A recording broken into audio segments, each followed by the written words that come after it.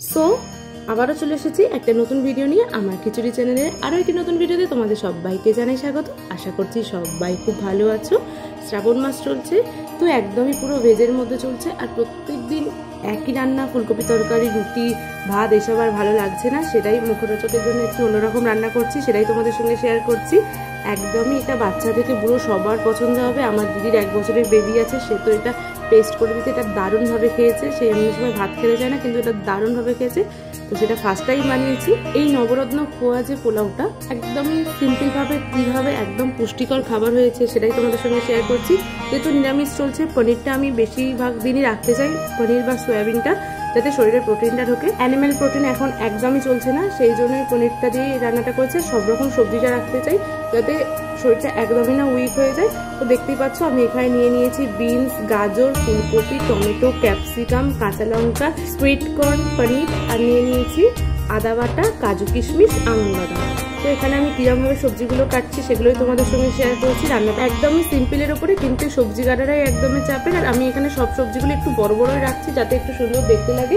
তোমরা নিজেদের মতো করেও কাটতে পারো। তো এখানে আমি 2 কাপ বাসমতি রাইস নিয়ে নিয়েছি, যেটা আমি একদমই সুন্দরভাবে ভালো করে ওয়াশ করে 2-3 ঘন্টার জন্য ভিজাতে দিয়ে দিয়েছি।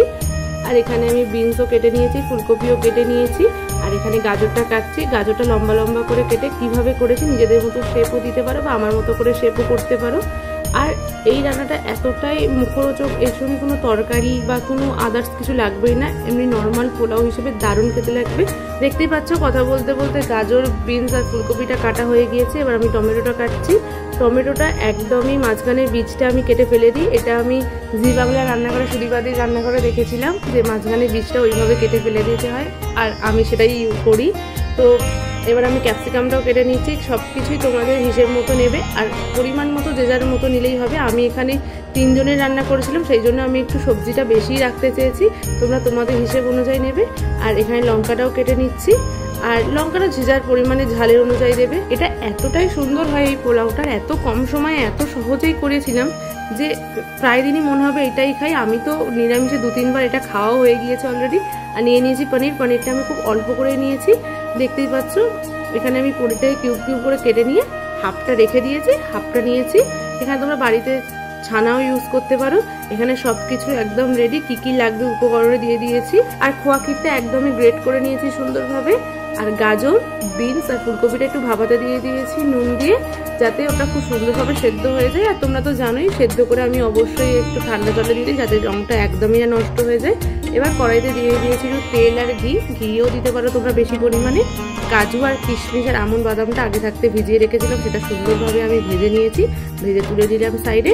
এবার দিয়ে দিয়েছি পনিরগুলোকে আমি একটু সামান্য পরিমাণে স্বাদ অনুযায়ী নুন আর হলুদ দিয়ে ভেজে নেব, যাতে হচ্ছে খুব সুন্দর একটা কালার হয়ে যায়। আর পনিরের কালারটাতে পোলাওটা একদম সুন্দর কালার হয়ে যাবে।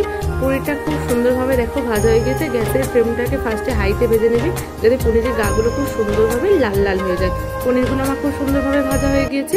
এবার ওই তেলেই দিয়ে দেবো একটু সামান্য পরিমাণে এক্সট্রা করে তেল, আর তাতে ঘি। তোমরা চাইলে পুরো রান্নাটাই ঘিতে করতে পারো। এত সুন্দর ঘিয়ের ফ্লেভারটা লেগেছিল, দারুণ হয়েছিল। তাতে দিয়ে দিলাম টমেটো আর ক্যাপসিকাম আর কাঁচা লঙ্কা কুচিটা। এবার খুব সুন্দরভাবে ভাজা হয়ে যেতে গ্যাসের ফ্লেমটাকে আমি একদমই লোতে রেখেছিলাম, নয়তো টমেটোটা গলে যেতে পারে। আধা আধা ভাজা হয়ে যেতে অ্যাড করে দিয়েছি ওই ফুলকপি, গাজর আর বিনসটা, যেটা 90% অলরেডি কুকড হয়ে গিয়েছিল। আর সাথে অ্যাড করে দিলাম প্রত্যেকটা সবজি অনুযায়ী পরিমাণ মতো নুন। এবার খুব সুন্দরভাবে ভাজা হয়ে যাওয়ার পর দিয়ে দিলাম ওই বেবিকর্নগুলো আমি আগে থাকতে একটু বয়েল করে নিয়েছিলাম, সেটা তোমাদের সঙ্গে আর শেয়ার করা হয়নি। এবার খুব সুন্দরভাবে গ্যাসের ফ্লেমটাকে মিডিয়ামে রেখে ভাজতে হবে, যাতে কোনো সবজি না গলে যায় আর কোনো সবজি না পুড়ে যায়। এবার পরিমাণ মতো চিনি দিয়ে দিচ্ছি। আমি ভাতের পরিমাণের চিনি এখানেই অ্যাড করে দিলাম। আর এখানে কোনো মশলা এক্সট্রা করে আমি দিচ্ছি না, একদম সব সবজিগুলো ভাজা হয়ে গিয়েছে। এবার আমি সাইডে করে তুলে রাখছি। আমি একটা প্লেটেই সবগুলো একসঙ্গে তুলে রাখলাম, কারণ আমি সবগুলো একসঙ্গেই অ্যাড করব। এবার আবারও ওই কড়াতেই দিয়ে দেবো একটু ঘি আর তেল। তোমরা পুরোটাই ঘিতেও করতে পারো। আর গ্যাসের ফ্লেমটাকে একদমই লোতে রেখেছি। আর দিয়ে দিলাম 2 চামচ আদা বাটা। তোমরা এটা একদমই অপশনাল, আদাটা দিতেও পারো নাও দিতে পারো। এখানে গোটা জিরেও ইউজ করতে পারো। আমি সব জায়গায় গোটা জিরে দিই বলে এখানে ইউজ করলাম না গোটা জিরে। আর দিয়ে দিলাম একটু তেজপাতা। ব্যাস খুব সুন্দরভাবে ভাজা হয়ে যেতে অ্যাড করলাম ওই ভাতের চালটা, যেটা আমি 2-3 ঘন্টা ভিজিয়ে রেখেছিলাম জলটা ছেঁকে। ভাতের চালটাকে দিয়ে আমি এখানে 2 থেকে 3 মিনিট একদমই হাই ফ্লেমে ভাতটাকে খুব সুন্দরভাবে ভেজে নিয়েছি, যাতে একদমই খুব সুন্দর ঘিয়ের যে ফ্লেভারটা সেটা একদমই ভাতের মধ্যে ঢুকে যায়। দেখতেই পাচ্ছ একদমই হাই ফ্লেমে সুন্দর করে ভেজে নিয়েছি।